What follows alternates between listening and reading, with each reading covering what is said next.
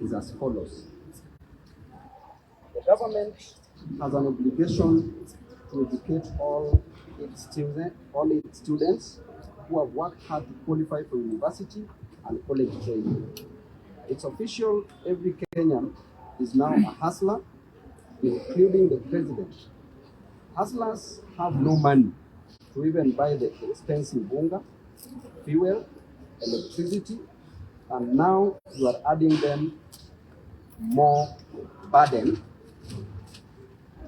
of paying for their education.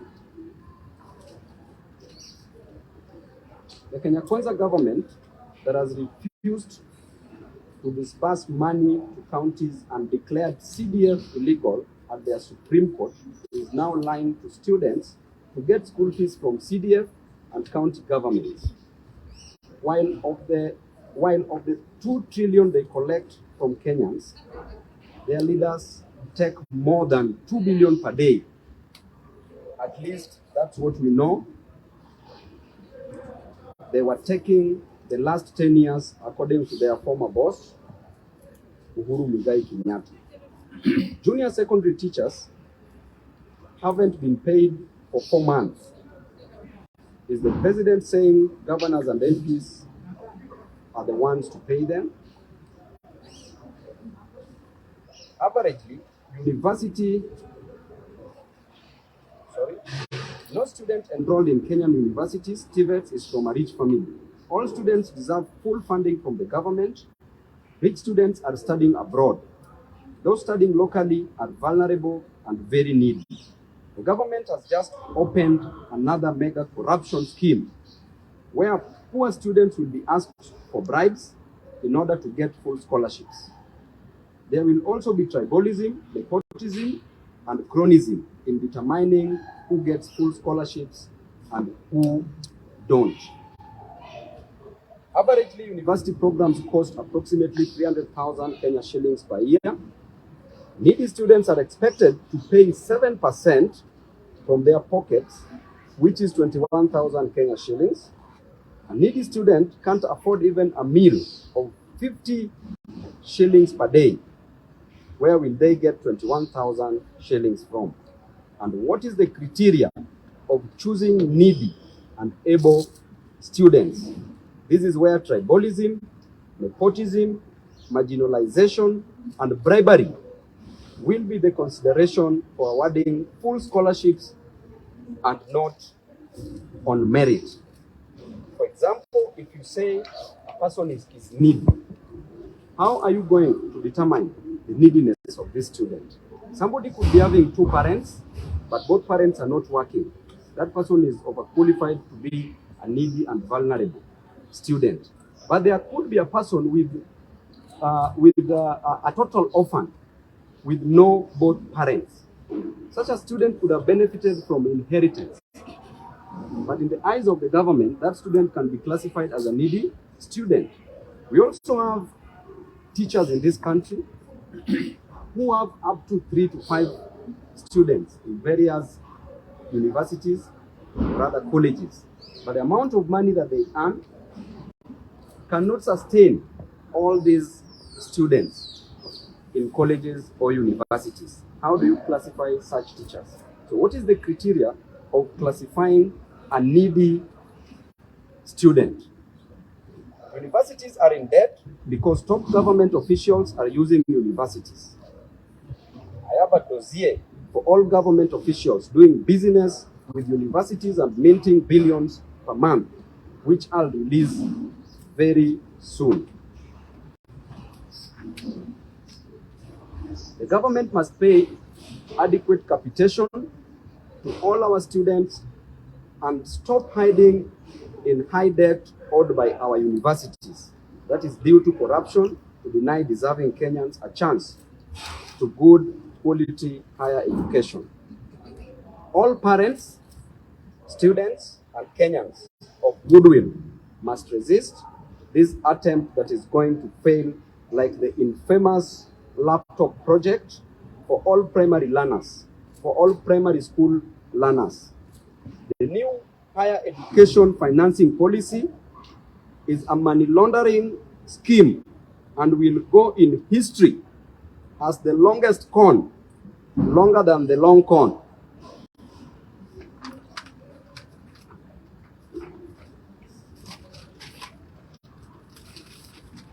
In conclusion, should the government refuse to finance all students, and this at 100%, we are going to give directions on nationwide demonstrations soon. These demos will include all Kenyans, because in Kenya, you are either a student or a student to be, a parent or a parent to be. And the demos will start in Rift Valley region. Thank you. God bless you. And I want to give an opportunity to my fellow members of parliament to comment on the same issue. Thank you. Let's start with Mheshimiwa Umi. Thank you so much. My name is Babu, nominated member, and I stand here to represent the youth and the comrades of the state. We will not allow this particular formula to continue to marginalize young students from poor backgrounds who have always been beneficiaries of the help. This is a clear plan to con them, and we will not stand by to allow that. Students of this country need quality, accessible, inclusive education. And when I say inclusive, I also speak for the deaf students, for the disability students, who have never even felt the benefits of tertiary education because they don't get interpreters in the classroom. Help has been one of the formulas where they can access funds to pay their fees and also pay for extra interpreters. As I stand here today, I want to also tell the government that these are students who also need support. And this particular formula continues to marginalize them. It is not fair. We are all here because of education. Any platform, any forum, any plan for education should continue to strengthen health or any other mechanism that will reach the poor student. This is a government that trains on the backbone of hustlers, and it is not fair that the same hustlers are the first victims to be marginalized. Thank you very much. Next is Mheshimiwa Basil. Good afternoon. My name is Honorable Basil, Member of Parliament for Yate. And to add on what my friends have said, without help, there will be no education for the poor. Even the head of state went to school through help. During time of Moi in the 80s and 90s, there was bull. Now they are killing help. This one is not accepted because this is denying chances for poor to access higher education. So we stand strongly to condemn this and to say help must be strengthened. Instead of having Uwezo Fund, instead of having ASLA Fund, they should have strengthened Uwezo Fund, which is duplication, and that extra money should be channeled to help, to support education, particularly for the poor. This country should not be only for the rich. The poor, most of them cannot attain higher education planning. If you look at the bursary that we are getting, it's so little. That is less money, it's so little to support the poor. When it comes to most of the parents, particularly those who are struggling during economic hardships, their only hope is bursaries. And the bursaries are so little, they cannot support kids or students from poor families. So we strongly say that the president needs to stand up and support help instead of killing. So those who are misadvising, please, we want to tell you, you should not mislead the government in telling them that instead of supporting help is to support or to come up with a new mechanism that will employ ethnicity, nepotism, and as a result contribute to education marginalization. So as members of parliament, we strongly say we need to have the previous help system maintained and strengthened as opposed to having a new system. So thank you, and I hand over to the new colleague. Thank you very much, Mheshimiwa Irene. Thank you very much, Mheshimiwa. My name is Irene Mayaka, nominated Member of Parliament. I just want to say that the Kenya Kwanza government has developed a habit of reinventing wheels that don't even have punctures. They keep reinventing things that are already working. I don't know if it's an attitude of grudge that they have, because, for example, HELB was already working quite well.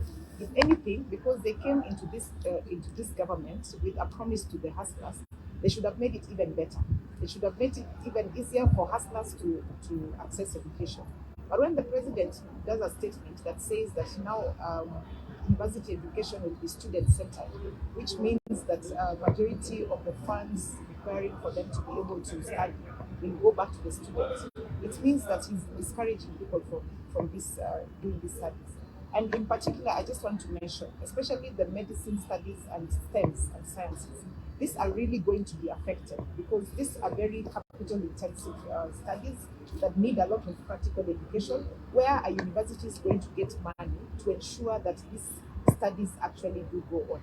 Secondly, in his statement, he said that national government and county government is going to also put in some funds in terms of scholarships. But already we are faced with a situation where Treasury is struggling to even pay civil servants. Treasury is struggling to an extent that they're not even paying the vulnerable community. Where are they going to get these additional funds from to ensure that they can do this? In my view, I think this is just a gift to young people, to the universities, and we are really standing strongly against that. And I want to remind the president that he himself, the deputy president, our governors, and even all of us who are here, we are all beneficiaries of help. Why do we want to deny other Kenyans a benefit that we have actually been able to get and which has helped us to propel us to be where we are? Secondly, as my colleague has said, Uwezo Fund is another fund that worked perfectly for Kenyans. Hustler Fund is not working. Even Hustlers' Rights Fund, the hustlers right now out there, cannot even use that money to put a multi-bet. Because if that multi-bet ikiungua, it means their money just goes to waste like that. So the government should just stop playing with the minds of Kenyans and actually get to work and have systems in place that are working. Let's stop cheating Kenyans. Thank you. Mheshimiwa Peter Salasi. Okay. Mine is just as simple as young people who have been elected to represent the young generations to come.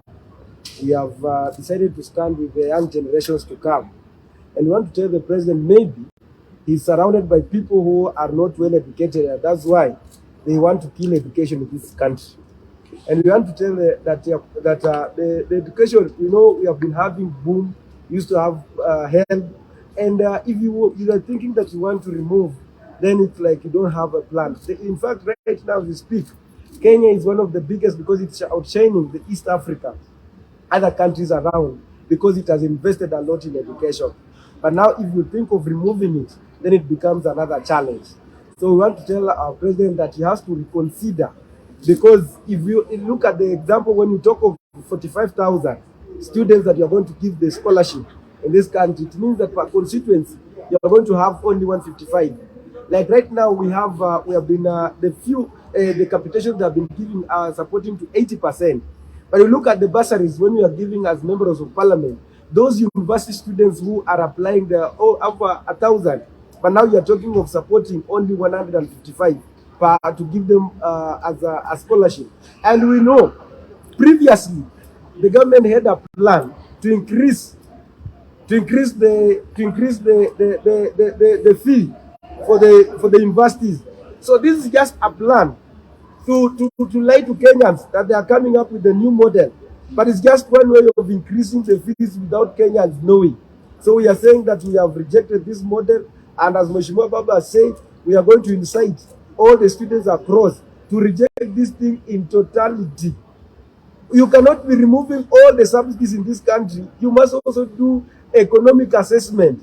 When they remove the subsidies of the fuel, they must also look at it. What are negative impacts have we had? When they remove the maize and others, now they are coming back to the school fee.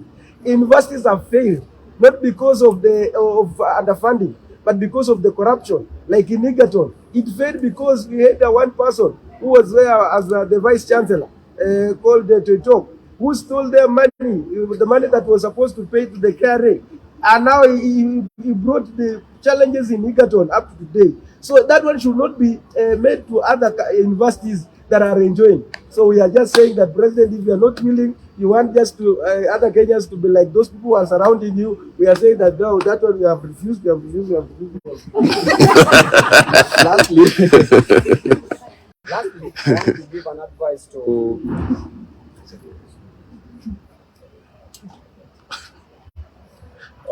now the placement must also take place because we are delaying on that process too. And lastly, I want to advise the President of the Republic of Kenya, William Ruto, that a foolish leader